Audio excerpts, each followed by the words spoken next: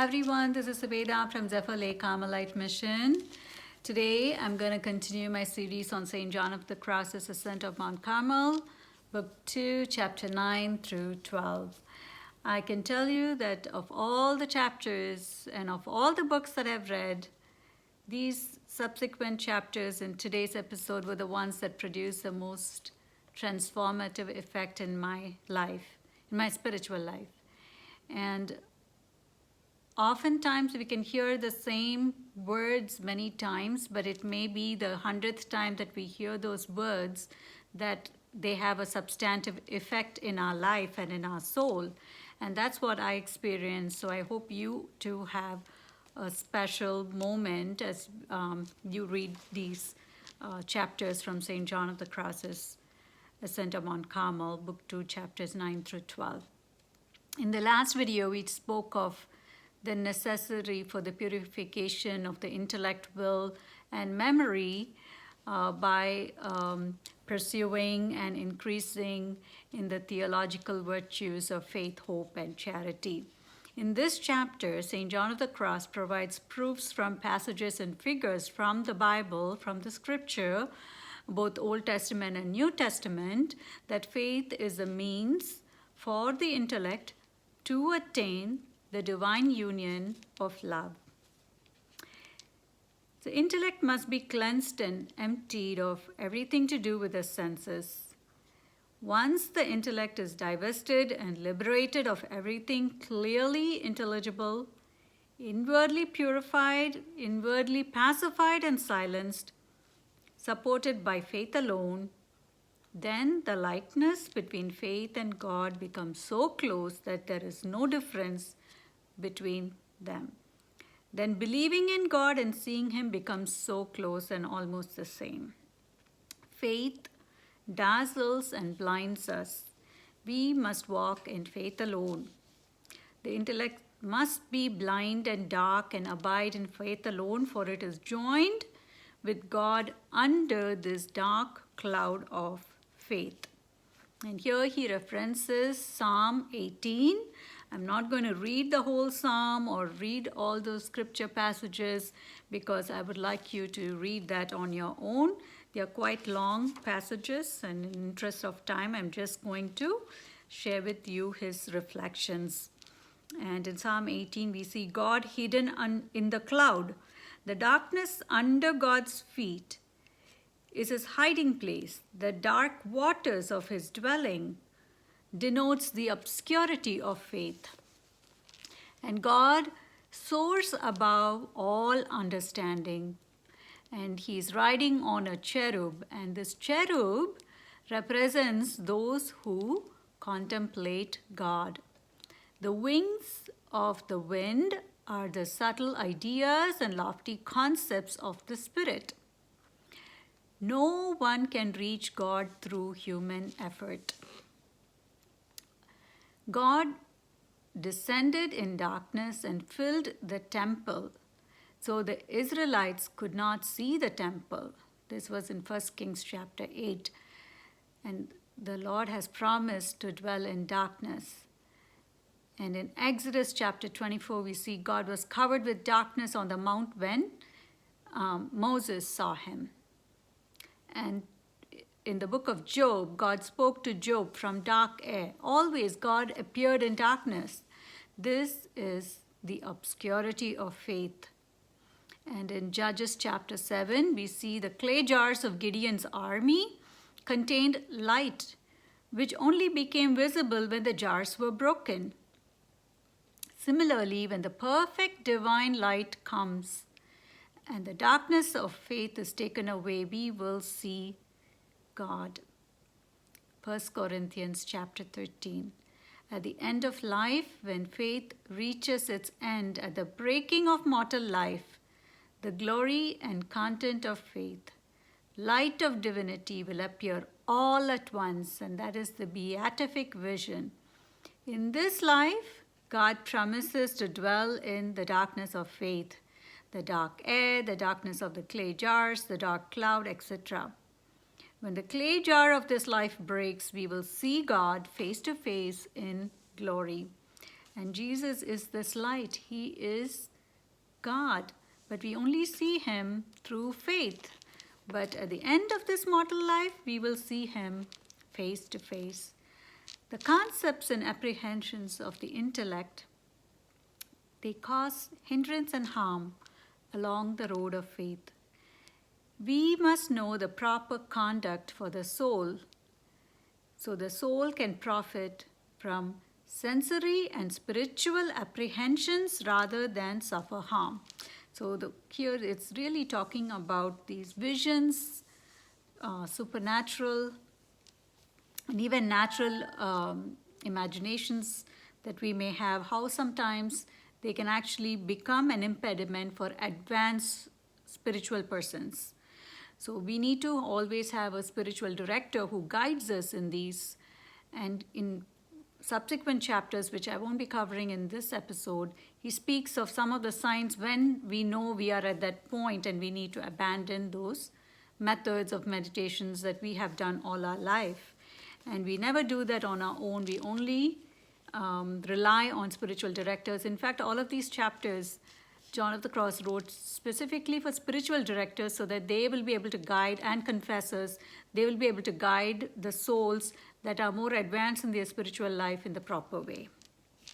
So in Book 10, St. John of the Cross speaks of knowledge, that the intellect, which has gains knowledge through natural human effort, but also supernaturally in a transcendent way. So he says the soul's faith is a means to divine union. The intellect can get ideas and concepts naturally by way of the bodily senses or through reflection, through the interior faculties. But the soul can also get knowledge in a supernatural way, in a transcendent way that is beyond the natural ability and capacity of the human intellect. And he further says that the supernatural knowledge is subdivided into corporeal knowledge and spiritual knowledge. So corporeal is to do with the things of this world, and it is received through the senses of the body, both exterior, like visions. People, saints, many spiritual persons have experienced visions, or interior bodily senses like imagination, dreams, etc. And then you have the spiritual knowledge. The spiritual knowledge is, again, it could be of some great spiritual truth, some theological understanding, could be visions of heaven. So again, in the spiritual, there is two kinds. It's a distinct and particular knowledge, and then there is the vague, dark, general knowledge. And St. John of the Cross says that the latter, is far more closer to God than any of the others.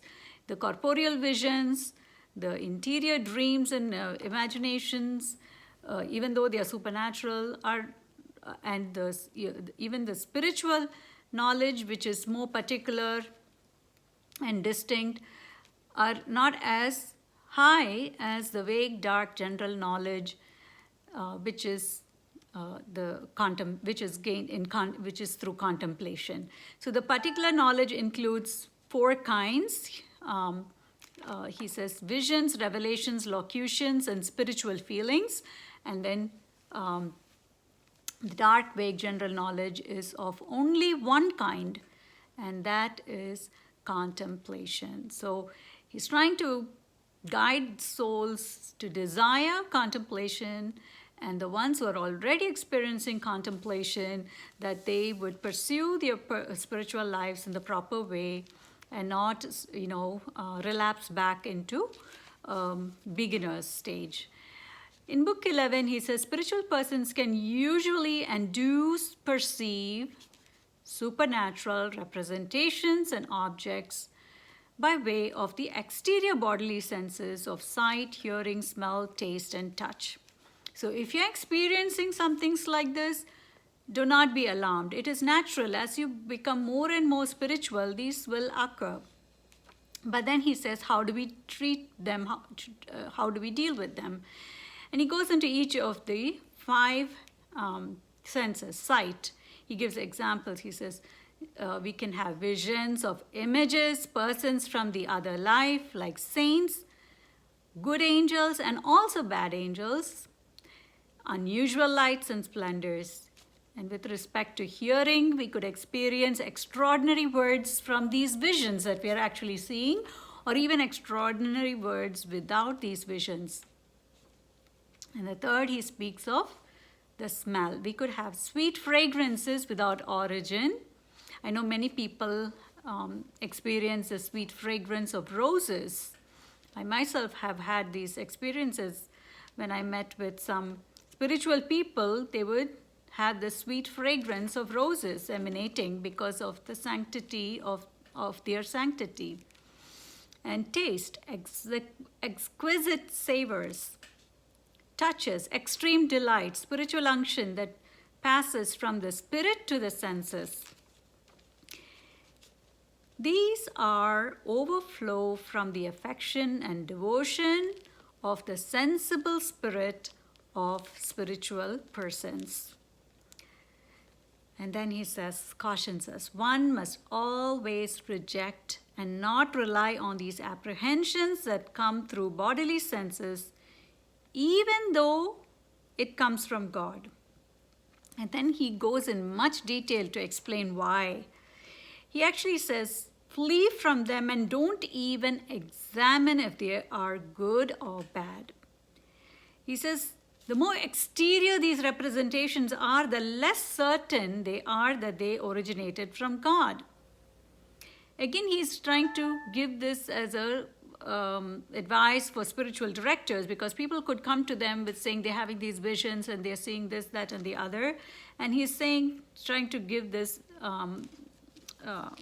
reflection for confessors and spiritual directors and for souls who are advanced spiritual souls. He says, God primarily communicates to the spirit that is within the soul in a quiet, passive way and for the benefit of the soul. And so there is extreme danger and room for deception in bodily senses, both exterior and interior senses. It is a serious error to give importance to these exterior apprehensions. They hinder spiritual growth. For corporeal proportions don't resemble spiritual proportions. As an example, the vision of heaven is far different. It will be defined to us in a way that we can understand and internalize. But real heaven will be far different in proportion. The spiritual proportion of heaven would be far different than the corporeal vision that a person is having. Similarly, the devil has now, if we give importance to these visions, the devil has now a greater leeway in influencing the exterior and corporeal part of the human nature. This way he can easily deceive than through interior and spiritual way. The more exterior these corporeal objects and forms, the less profitable they are to the interior and spiritual part of the soul. There is less spiritual benefit from corporeal communications to the soul than there is from spiritual communications, for there is extreme distance between the corporeal and the spiritual. A person can become vain and presumptuous and believing that these communications and these lights, they start believing more and depending more on these communications and this light as their guide and means to their union with God, rather than relying completely and only on faith and on God. And these persons can secretly start having a special opinion of themselves, that they are important in God's eyes, and this is contrary to humility. And the devil can also suggest them to have a secret self-satisfaction in these apprehensions and communications. By such enticements of the bodily sensory communication, devil can allure them into many evils. So the best thing to do is to reject these apprehensions and feelings and representations, and the soul will still receive the full effect and the fruit God wishes to produce, even if the person rejects these communications. The effect God desires on the soul occurs at the very moment of the corporeal vision or feeling, as is with spiritual communications, without any ability or effort on the part of the person. So, any deliberation on the person's part, wanting or not wanting it, is useless, because the effect that God wishes to produce will be produced instantly and passively in the person's spirit. Now, this is also true for, say, diabolical communication to produce an effect, say, but not the positive effect. Like God produces positive effects of love for Him and for others. Whereas with the diabolical communication, there'll be vanity, agitation. But by the grace of God, the effect of these diabolical communications, it is not as effective in doing harm. But God's communication in doing good will have its full effect, regardless of whether the person desires it or not desire it, or whether the person accepts or rejects these communications. So he's saying, just as a default, just reject them and don't give them too much importance. Now again, this is St. John of the Cross speaking to advanced souls and to spiritual directors and confessors. God's communication penetrates the soul and moves its will to love. The soul is affected just like a window on which sunlight shines. St. John of the Cross speaks of 6 harms if a soul accepts these communications, even if they are from God. First, he says faith will gradually diminish, for the soul does not close its sensory eyes of the soul, because it's being guided more by the spiritual apprehensions and communications than by faith. Second, he says it's an impediment to the spirit, for these communications detain the soul and prevent the spirit from soaring to the invisible. So it's a form of distraction, the spiritual communication, for contemplation. And third, he says the soul fails to continue on its journey to renunciation and nakedness of spirit, for it develops a possessive attitude towards these communications. And fourth, he says the effect of these supernatural communications, the inspiration that it produces in the soul, will gradually reduce, and the interior spirituality they produce will also reduce in proportion to that. So this over time. So the soul does not receive the spirituality which it could if the sensory element is denied, and only the pure spirituality by faith is sought in contemplation, because that's where God passively transforms the soul to a much higher degree than a person who relies on the supernatural communications. Fifth reason he gives is the individuals gradually lose favor with God. God does not bestow these communications for the person to desire them. And a person must never be absolutely certain that they are from God. And sixth, he says they could open the door to the devil, because the devil can use that now as a deception. For now it will be easier for the devil to deceive them with diabolical communication. So he gives 6 reasons why we should not accept these communications, even if they are from God. And he continues saying, if the person gives any room for these supernatural representations, then he or she opens the door for diabolical representations as well. And over time, the devil will increase his communications and God will cease to communicate. On the other hand, if the person rejects these representations, regardless of their origin, the devil will cease to communicate and God will give the soul even better ones. So it's not wrong to have these supernatural communications. It is a natural part of spiritual persons as they grow in their spiritual journey and their spiritual life to experience this. But he says that one must not desire them, one must reject them, and be a humble, dispossessed soul that renounces and even opposes these kind of supernatural representations. Those are the souls that will receive God's favor, and God will set the soul over many things.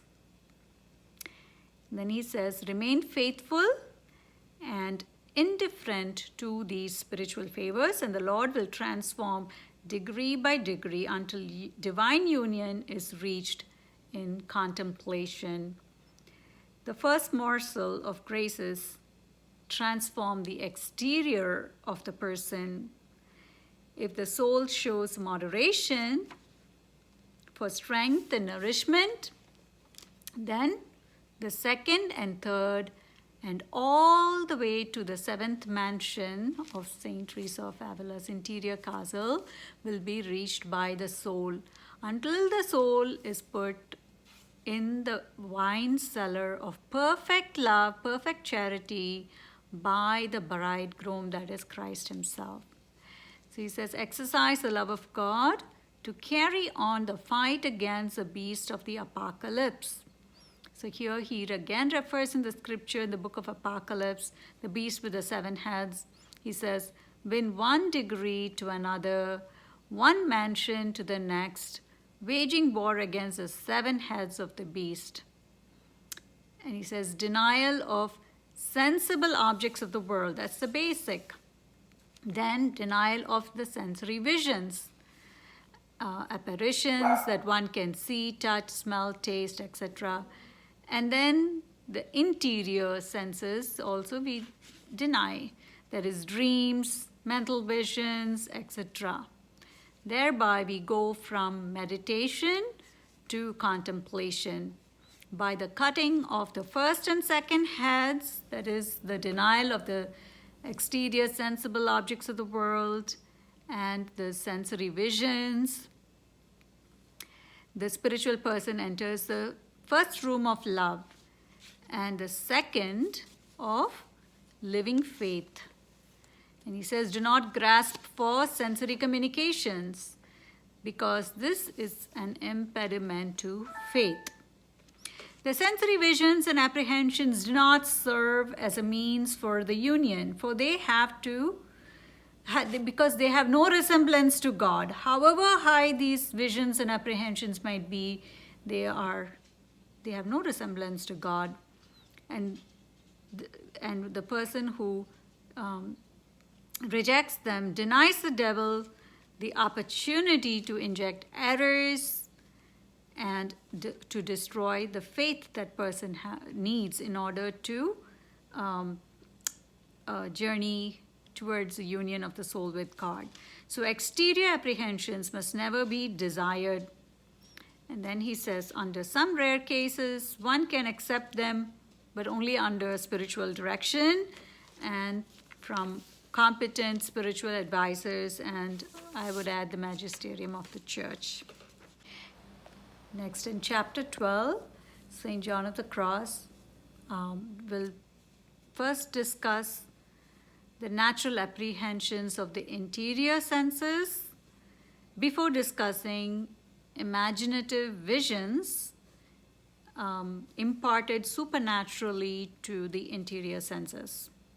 That is proceeding from lesser, that is more exterior, to greater, that is more interior. Finally, he will to the intimate recollection where the soul is united with God. So if you think of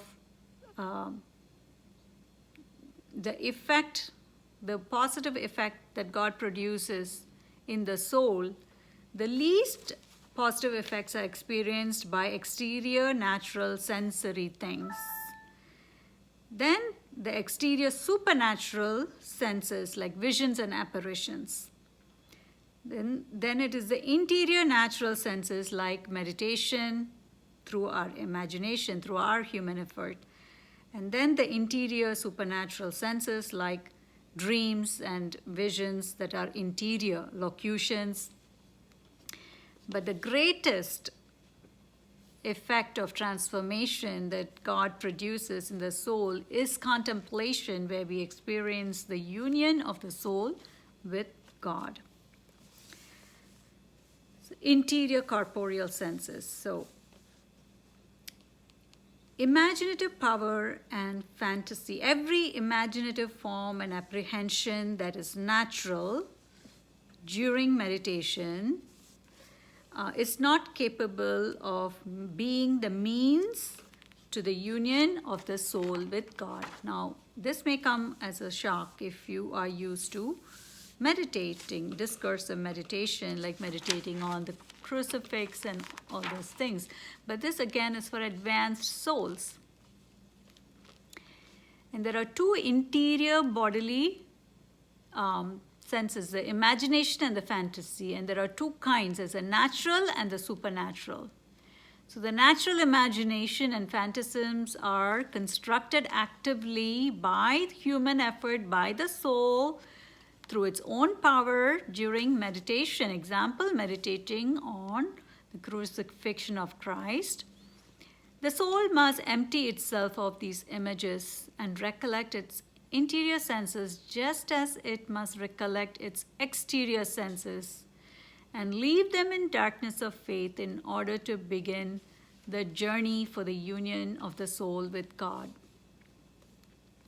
Now again, this is for advanced souls. And in subsequent chapters, he will give us the signs when we are ready for that. And then he says, the reason for this is that everything that we construct through our human effort will be based on our experiences, which is limited to what we have seen, heard, etc., or read. Nothing imagined can come even remotely close to the being of God. These imaginations serve for much less and holds the soul back. These methods of meditation are necessary for beginners, that the soul may be enamored and fed through the senses. These are remote means to union with God. If one always employs them, they will never advance beyond that. It is compared to a flight of stairs that leads to a peaceful room on top. In climbing the stairs, we must leave behind each stair and keep climbing. Otherwise, we would never reach the top and the peaceful room. Similarly, we cannot reach the peaceful room without climbing each step of the stairs. Our goal is to reach God. None of the steps of meditation are in any remote way proportionate to God, so they are insufficient. One must detach oneself from these methods of images, forms, which are suitable for beginners. God wishes to lead us to more spiritual, interior, and invisible graces, but it requires giving up the gratification from discursive meditation methods. At this point, if the soul tries to employ these methods, it will experience aridity, fatigue, restlessness of soul. The soul must stop seeking to imagine, meditate, but enjoy a more delicate and interior nourishment that pacifies the soul by leaving the soul to spiritual quiet and repose. The soul remains in general awareness and knowledge of resting in God without any knowledge or understanding. The soul experiences an interior peace, a quiet and a repose, without the acts and the exercises that it used to employ as a beginner. Now, again, in chapter 13 onwards, he speaks of, how to recognize those signs. And I can say for lay people, especially those of us who are in the world, and it's oftentimes we need those steps almost sometimes on a daily basis. And in fact, St. Teresa of Avila says, especially because we have obligations to pray the Liturgy of the Hours, it's always good to not abandon those practices without spiritual director's consent. And he continues on to say, at some point, we will arrive. So if we think of our prayer as a journey, at some point we will arrive at the end of the journey, at the end where our faculty is fully purified and our exterior, interior senses are all quiet. Then we must cease to walk. If we keep going, if we keep walking, we would never arrive at the end of our journey. The means is not needed when we have already arrived. Once we have arrived, we must enjoy the end and the goal. Honestly, for me, I have not had this issue, because when I arrive at that contemplative moment, because our senses are completely suspended at that point, we are not even able to meditate, because at that moment we are in contemplation. So I didn't really have to tell myself, okay, now you stop meditating because you're going to be contemplating, because when I reach the end of the journey there, I'm not aware of my both exterior and interior senses. So anyway, he says, once we've reached our goal, we must abide in the calm and repose of the interior quietude, filled with God's peace and refreshment. The soul remains in the peace which it does not understand. One must not forcefully try to retrace the steps to the exterior means and return to the labors which are not needed now, when the soul has reached its goal, God. Remain idle and do nothing. It's necessary in this state to remain that way. Discursive meditation and other exterior and interior means are no longer suitable for these advanced souls. And he says, don't abandon the greater for the lesser. So the moment you sit, if you're immediately experiencing this prayer of the quiet, don't try to force yourself to meditate. But if you need those meditative moments to arrive at that prayer of quiet, then of course you're not there yet. So once you arrive at the prayer of quiet, learn to abide in this newfound quietude with loving attentiveness to God, and pay no heed to imagination and its work. At this stage, the faculties are at rest and passively receive the effects God is producing in them. If the soul exercises its faculties at this point, it should proceed with gentleness of love, and it should be moved more by God than one's own abilities. Now, in the next chapter, we will see when does a soul abandon the journey with reasoning and imagination, and what are the signs to look for to know that the soul has arrived at the time and season to only focus on loving attentiveness and to discontinue all other means. So for that, you will have to wait for the next video. Have a blessed weekend and a rest of your week, and also a blessed day today, and thank you for watching.